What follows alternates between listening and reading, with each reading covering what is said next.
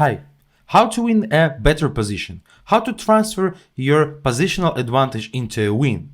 In this video, we will see one example and see this example in the details and learn how to use your positional advantage and how to get a point in the tournament sheet in the position with the positional advantage. My name is Pavel Martinov. I welcome you to my YouTube channel. Don't forget to subscribe and let's start improve your positional understanding of chess.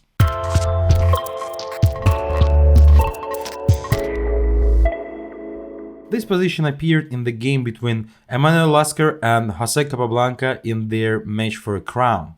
We can see that black are really better because, first of all, white has a weak pawn on d4 that can be taken under pressure, and black has open c file for their pieces. But how Capablanca actually bring this better position for a win? We will see it right now. Knight f5. He wants to improve the position of the knight, make some pressure to d4 pawn. And actually this move is really useful because right now it's impossible to fight for c line with white because we will take on c1, and after takes on c1 we will take a pawn on d4 and black getting extra pawn. So Lasker played here b3. I think that he wanted to cover c4 square out from the rook, but actually this pawn can be attacked somewhere and no one asked him to push b3 to make some danger for this queenside pawn structure. And right here, Jose Royal played a really very nice move. He showed his understanding of the position. He played h5. It's actually a brilliant move. He wants to take the g4 square under control to prevent g4 somewhere, to have this good position for a knight for a very long while. And actually, he has really good pieces, and he wants to take some more space on the king side to make more pressure on white position. So he's improving his position step by step by taking some space advantage.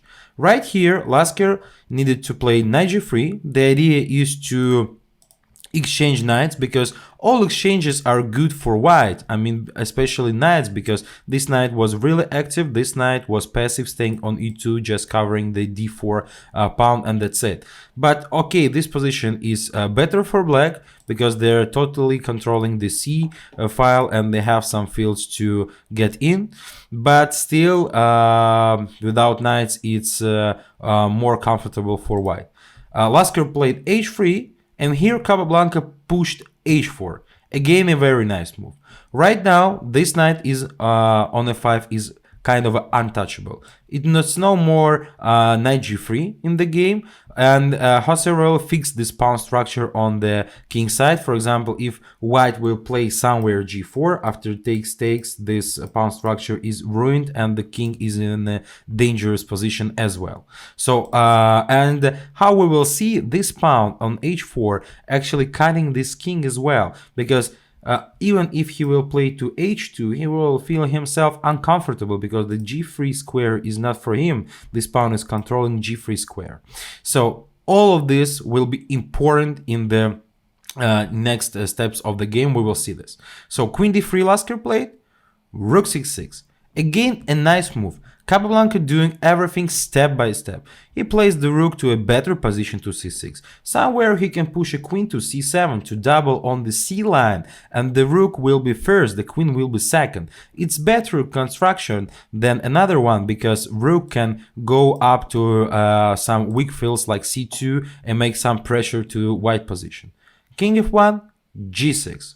He is doing his pawn structure a bit better, maybe some more squares for a king like g7 square. Again, he doesn't need to be hurried because it's no active counterplay for white. He wants to improve his position for maximum, and after this he will start a more active plan. Queen b1, queen b4. Queen on b4 a bit better than on b6, a bit more pressure to white's position. King g1. Lasker prefers to stay on the place just to wait what Capablanca wants to do. And right here, because his pieces are really good, his pawn structure position is improved, he pushed a5. He wants to play a4, exchange pawns, and after this b3 pawn will be really weak. And he wants to make a second target because the first target is d4 pawn, and white needs to stay passive to defend the d4 pawn with their pieces. But it's not enough to have only one weakness. We need to create a second weakness because it will be impossible to defend both weaknesses at the same time, and black will win the position. Queen b2, a4, queen d2. Lasker wants to actually exchange queens, but blacks are ready to exchange queens because they save their knights, and we see the big difference in the position of the knights, and they saved rooks, and we can see the big difference in the positions of the rooks because rook is controlling this file, and after takes, rook b6, rook d3. Right now this rook feels really uncomfortable, needs to stay passive to take all these pawns under control. Rook a6. Lasker, Capablanca, wants to take the a file and jump into this. A file is more important than c file because white controls some squares on c file, and actually according to the strategical rule, for us it's more important to take a line that is far away from the king, because to control c line, king needs to bring himself to d2. To control a line, he needs to go to b2, but the way to b2 is longer than to d2, so seems that white needs some more tempos. That's why a line is more important than c line in this position. g4. Actually, Lasker wants to avoid rook a1, king h2, and king will be very passive on h2. He will be completely shut down from the game with the h pawn. He wants to play g4 to open some space for the king. Rook a2. It's always good to bring the rook for the second file because we're going to make more pressure. Here, rook c2. The king is shut down because this rook controlling all squares on the second rank. And right here, black wants to make a tactical trick. For example, if white will stay on the place, black can take on d4, takes, and 2 pawns are under attack, and this position is completely winning for black. That's why Lasker played knight d1, knight d7. So right here, white can push g4 somewhere to treat this knight on f5, and Capablanca wants to replace him to c6. On c6 he will do pressure to the d4 pawn, and at the same time he will make some pressure to b4 square, and he will control this pawn.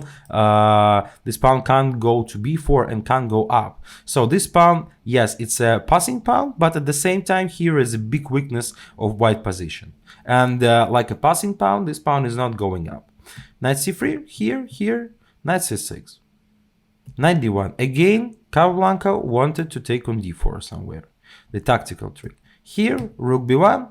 Actually, this position is really very uncomfortable, much more uncomfortable than in the very beginning for white. White played king e2, and a tactical trick, rook b3. Right now, if white will take on b3, we will take on d4 with the fork to king and to rook, and after we will take on b3. It's absolutely winning knight ending with the 2 extra pawns for black.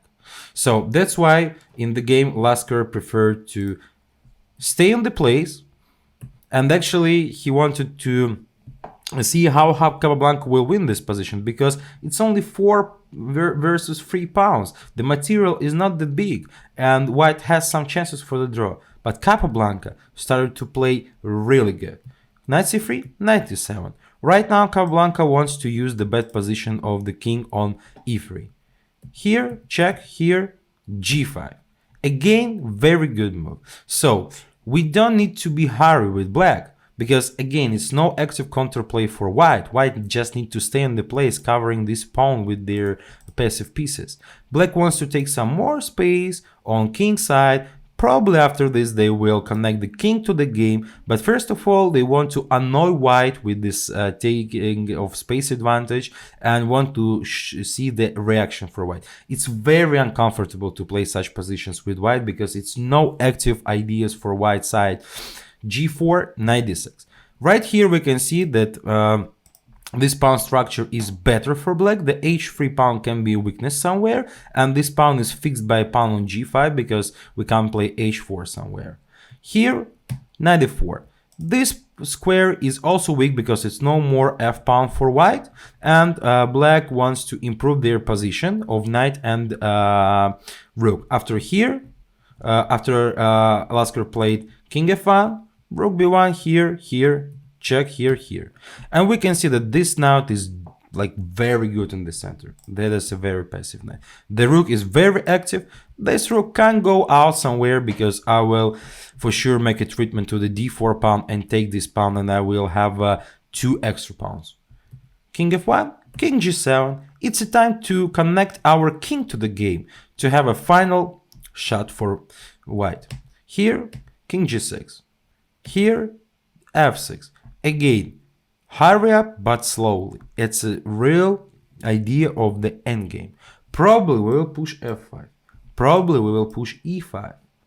But we don't need to be hurried because, again, it's no counterplay for white. Right now, our pawn structure is totally connected. I mean, our pawns are totally connected between each other, and the pawn structure is very good. We are just waiting. Rook f3, king f7. Capablanca decided to push his king here to support e5 to have a passing pawn that he will turn into a queen. Here, Lasker just staying on the place. Here, and again a nice trick from Capablanca. He played here, and we have the same position. But right now it's white to move, before it was black to move. And after rook f3, he played e5. The idea that the rook is no more on d3 and we want to take on d4. It's again a thin trick by Capablanca. If white will take, we can even take. We have 2 pawns, 2 passing pawns that are going up and they're unstoppable completely. So in the game, Lasker decided to play rook d3, but after takes, knight c5, rook d1, d4, here. Lasker just resigned because this pawn is completely good going up. Black is able to go king d4, king e3. This king is really weak, cut it off from the game. This knight is out of the game. This rook is out of the game. And for sure, Capablanca will win this position. This position is absolutely winning with a clear plan: d3, king d2, king d4, king e3. So we saw a really nice game by José Capablanca. He had an advantage in the beginning and he played really good. He improved his position step by step and he received a very important win against Lasker in their match for a crown. Feel the Capablanca ideas from this game and improve your positional understanding of chess. Don't forget to subscribe to my YouTube channel and learn chess with me. Have a good luck in all your chess games.